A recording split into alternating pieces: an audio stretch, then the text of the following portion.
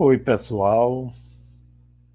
Vamos iniciar outro vídeo sobre mediunidade online. É um prazer estar com vocês. No vídeo anterior, respondi a perguntas de internautas, de seguidores do canal, sobre se há perigo em se participar de uma mediúnica. Né?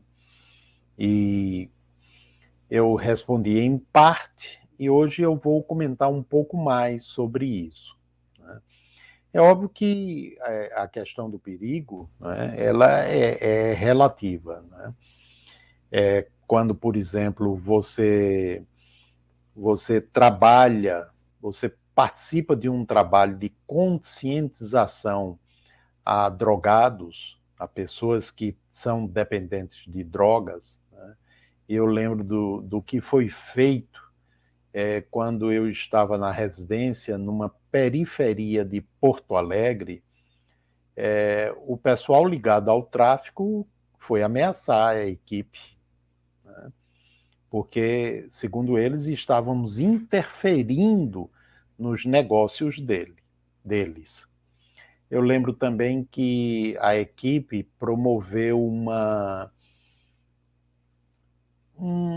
todo um trabalho num jornal de grande circulação lá de Porto Alegre. Isso eu estou falando lá de 1979. Né? Todo um trabalho relacionado com os riscos do alcoolismo. Né? Na época era mais a questão do alcoolismo, e lá na periferia era principalmente alcoolismo, né?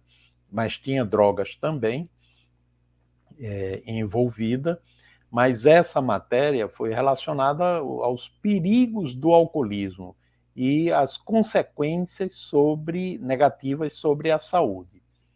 Um mês depois, no mesmo jornal de grande circulação, saiu uma matéria de quase uma página inteira, cujo título era No Alambique é, está a sua saúde, falando sobre os benefícios dos destilados.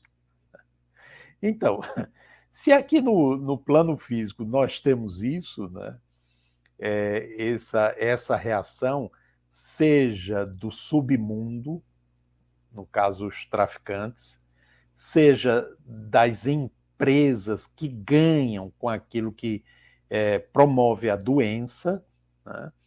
Então, em relação ao plano espiritual, não é diferente, nem poderia ser diferente, porque são seres humanos que estão aqui, são seres humanos que estão lá. Os de lá estão desvestidos do corpo físico, estão com o corpo espiritual, o perispírito, e nós aqui com o corpo carnal. Né? Mas, em essência, somos seres espirituais, vivendo temporariamente uma vida no plano físico. Né? Então, mas como é que eles atuam? Eles atuam diretamente, né, produzindo, digamos assim, algo intempestivo sobre os participantes de uma equipe mediúnica ou num processo obsessivo? Não, de jeito nenhum. Isso é muito raro. Pode acontecer, mas é raro. O mais comum é atuarem sutilmente, no plano das sombras, digamos assim. Nem querem ser percebidos, não querem ser sentidos, para que não sejam descobertos. Né? Aqueles que não têm nem consciência da existência deles, isso não é um problema. Mas para aqueles que sabem que eles existem e que eles têm formas de atuar sobre nós e nós sobre eles, né, eles não desejam ser percebidos. Então, eles agem de forma sutil e oculta. E, de preferência, atuando sobre aquilo que eles percebem que fazem parte das nossas dificuldades. Por exemplo, se eu sou invejoso, atuam ativando minha inveja ainda mais. se eu sou ciumento, podem atuar assolando os pensamentos ligados ao ciúme. Né? Se eu sou desconfiado, atuam ativando ainda mais a desconfiança. Se, por exemplo, eu faço parte de um grupo mediúnico, né, e eu tenho algum tipo de dificuldade com um, um outro componente, e este comigo, eles podem atuar acentuando essa dificuldade. Se nós não tivermos abertura para conversar um com o outro, a dificuldade pode ir se avolumando até o ponto de um dos dois sair da equipe, ou os dois saírem, ou o grupo se dissolver por conta dessa desavença, porque, infelizmente, às vezes termina se espalhando, tomando conta do grupo, fazendo com que os elementos do grupo tomem partido de um lado ou partido de outro. Né? E isso, digamos assim, eles apenas atuaram naquilo que já existia. Eu lembro de há 35 anos atrás, mais ou menos, eu fazia parte de um grupo mediúnico e a gente estava ajudando, irradiando para um casal que vinha sofrendo bastante, né, com problemas emocionais, né, problemas conjugais, estava num sofrimento muito intenso e uma das partes do casal, inclusive com um certo risco de suicídio. Estavam em tratamento, né, estavam com acompanhamento médico, psiquiátrico, acompanhamento psicológico, né? E eles recorreram também a nós solicitando porque ajuda, né? Porque estavam sonhando muito, tendo pesadelos com seres acusando-os e perseguindo-os. E de vez em quando sentiam dentro de casa e tinham a percepção como que de vultos, né? Bom, óbvio, tudo isso podia estar relacionado com o próprio processo psicológico, né? Mas como orar faz bem, né, e orar ajuda, nós colocamos o nome do casal na irradiação e começamos a irradiar para eles. Né?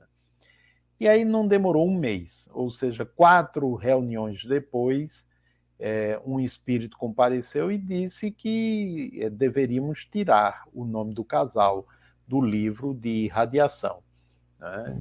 Porque aquilo não faria bem para o grupo, para a gente. Né?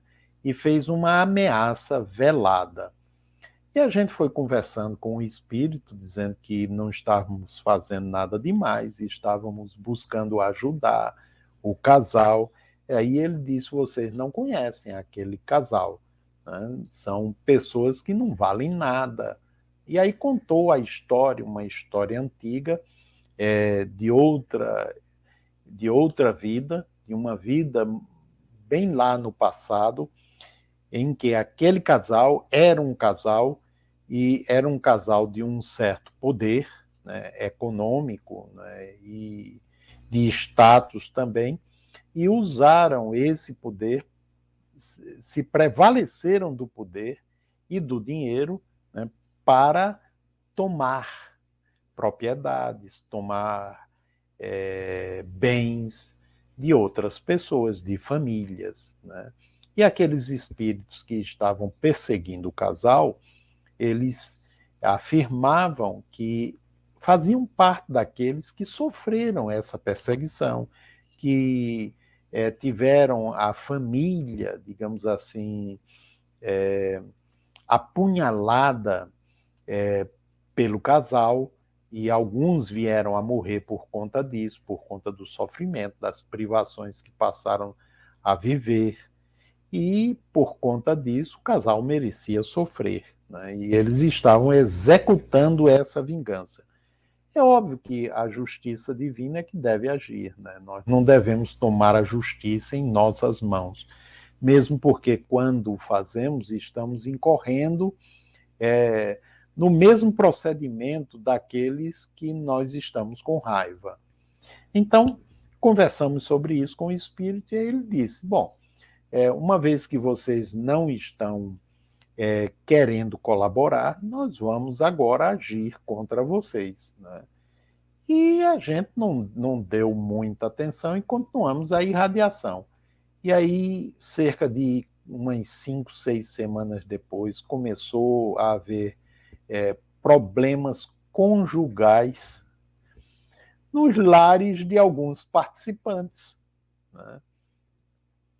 De pelo menos 3 dos participantes, né? E essa dificuldade nos lares, né, nesses casais, o cônjuge, digamos assim, não participava da mediúnica, né? Mas em casa aquilo estava acarretando sofrimento para o participante. E a dificuldade era, digamos, não era só de um, era de ambos, né? E aí começamos a conversar e a gente passou a ver que o problema que estava ocorrendo era semelhante ao que estava ocorrendo com o casal cujo nome estava na irradiação.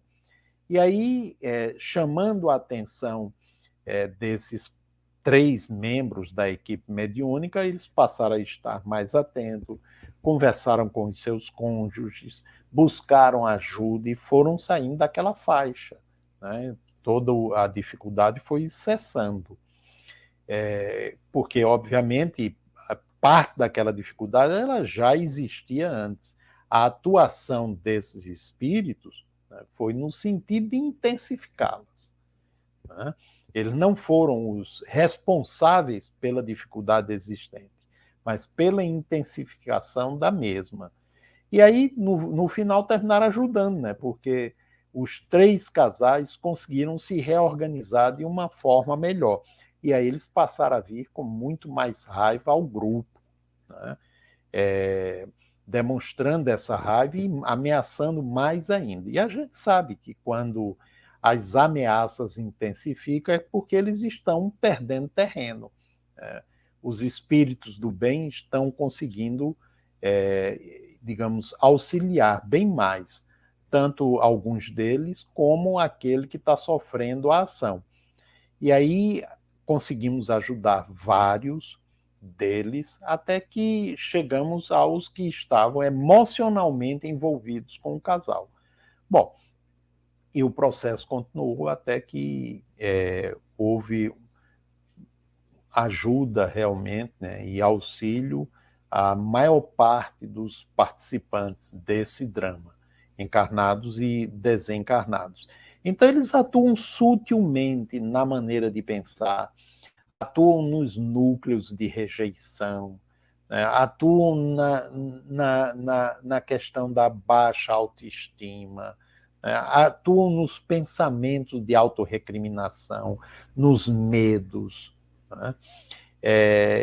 Eu costumo dizer que a ação deles ajuda a gente a perceber melhor aquilo que a gente precisa trabalhar para transformar, né? Que muitas vezes a gente só se dá conta quando aquilo se intensifica. Enquanto não intensifica, fica fazendo parte da vida, entra dentro da rotina. A gente está sofrendo, mas não é tanto, né? E a gente nem toma providências para isso. É como se tivesse um calo. O calo dói de vez em quando e a gente não cuida dele. É óbvio que eu estou fazendo uma comparação, digamos, muito reduzida, né, com a situação. Mas se o calo começa a doer muito mais, aí eu termino procurando um especialista na área para cuidar e resolver o problema. Então, é assim que vai havendo a atuação de diferentes formas, né? Podem intensificar processos orgânicos também. Agora, é claro, eles não atuam